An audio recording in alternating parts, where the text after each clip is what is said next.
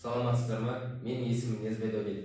Мен Теректеп колледжин 2-нчы курс студенти болам. Менин бүгүнкү биринчи жобам Татчана. Жобанын стратегиялык жана максаты миссиясы бизде бар. Пайдалуу әрі дәмдүү өнүм, брендти дамытуу, ерекше тапсырыстар және де дүкен ашу. Жобанын негизги міндеттері бизде үй дамы, жеке дизайн және де сапа кепилдери кирет. Біз сунаттуу өнүм түрлері 3 өнүм түрлері бар. Биринчи өнүм түрлері бизде мерекелик торттар, капкейктер мен печеньелер және де десерт жыйынтыктар. Салауат таңдау, диеталык және пайдалуу тәтті дәрілер. Кансыз торттар, глютенсиз торттар және де веган десерттер кирет. Максатты аудиторияны аныктоо. Бизде максатты аудитория жаш жүнүнөн жүрөт. Биринчи бизде отбасылар, жаштар және студенттер, ерекше күндөргө дайындоочулар.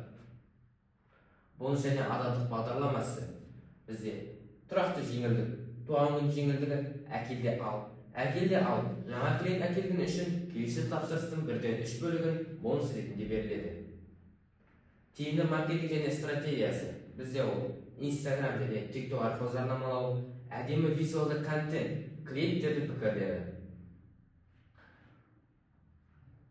Бізде бұл керекті құралдардың қаржысы. Жобаның өндіріс бағдарламасы біз 6 ай кеткен қаражатты қайтарып алуға мақсат қойып отырмыз.